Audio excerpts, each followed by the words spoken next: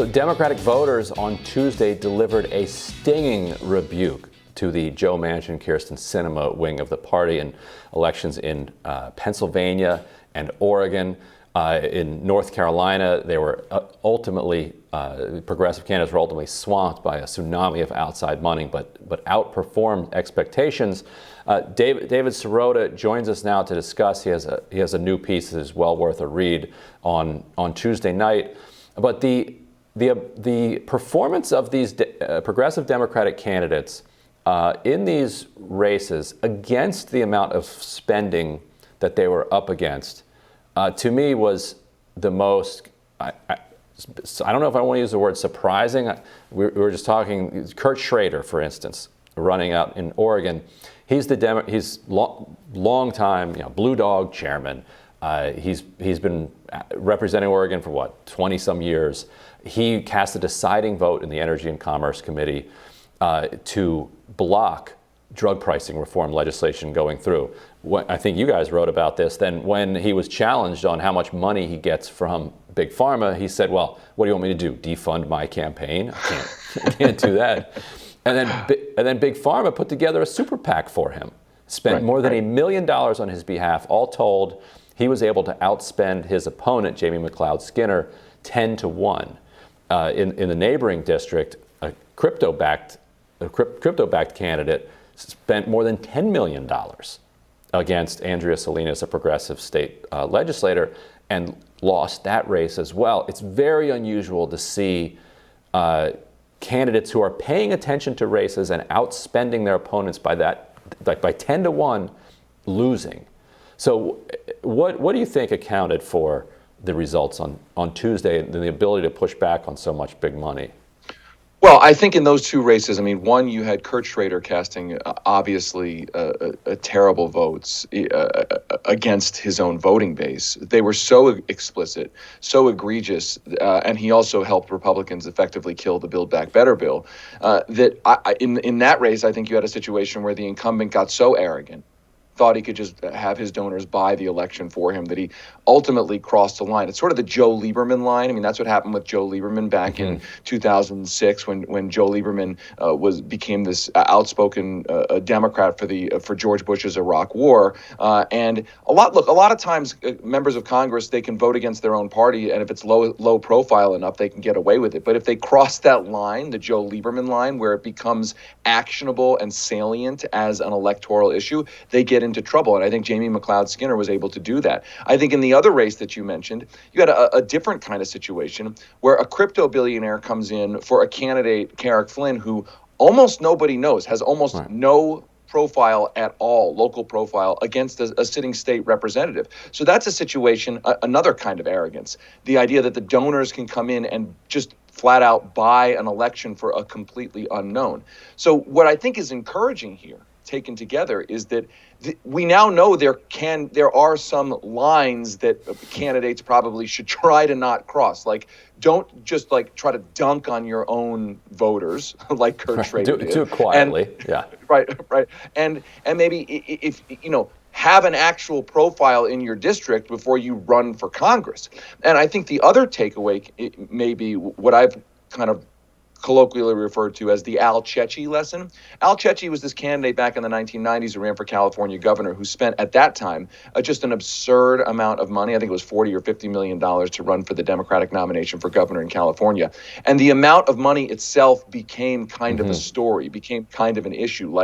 Voters sort of, the takeaway was voters sort of sensed that here was a guy just nakedly trying to buy an election. And so in a sense, there's a law of diminishing returns when it comes to money, where if you spend so much that the money itself becomes kind of grotesque, that can also create a backlash. Yeah, it's interesting, and not just diminishing returns, but negative returns. I think you're right. I think I think the pharmaceutical super PAC for Kurt Schrader, I think people were like, okay, that's too much. Are you kidding me?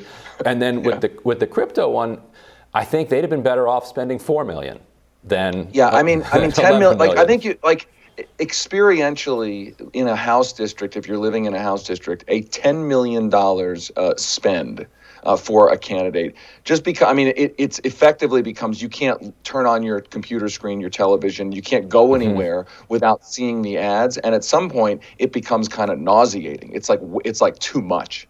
And a friend of mine who lives out there pointed out this a minor thing, but said the mailers, the number of glossy mailers, like several, it was several a day were landing in people's inboxes. Yeah. She's like, we're enviros out here.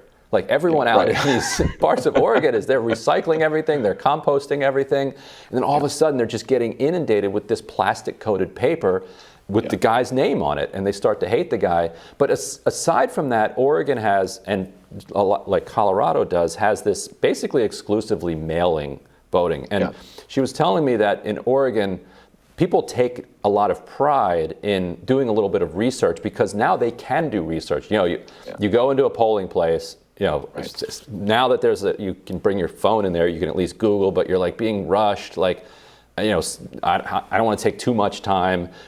You can sit down at home, you can lay your ballot out on the table. She said the ballot has like endorsers and like, it's not just names. Like the candidates can say, small things, or they can have endorsement statements in the ballot. And then people can also ask their friends, like, hey, I'm filling out my ballot. I know you follow a lot of politics. Like, who do you like in this race?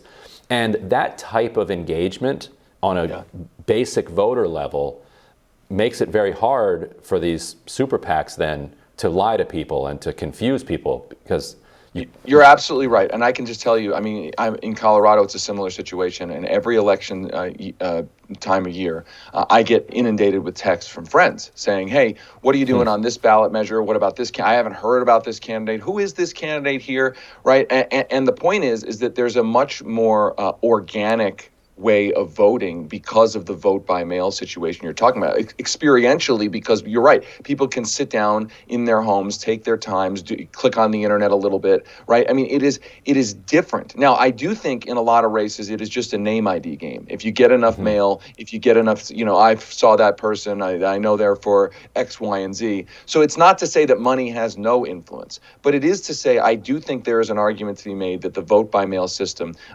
reduces the complete dominance of big money, that there is more of a person-to-person situation, more of a word-of-mouth kind of thing going on. Yeah. And what did you make of the Pittsburgh race, where Summer Lee, 6 weeks before the election wrapped, poll went into the field by Emily's List. Interestingly, that Emily's List is now supporting candidates like Summer Lee, found her with a 25-point lead. They then did the thing where they give you information about each candidate, and her lead kind of grew. She went up to 49%. She's crushing the field. There was another progressive in the race who was drawing 10 to 15%. So I think she would have been even further ahead if it had been a head-to-head match with Steve Irwin and Summer Lee. AIPAC and DMFI come in, they drop nearly $3 million on the race. They're able to narrow it to, I think we're sitting at 800 votes or something like this. In a lot of other races, that $3 million would have been enough that she ends up losing. And people say, well, I guess they don't like progressives in Pittsburgh. But the fact that looks like she's eked out a victory, what did you take away from that?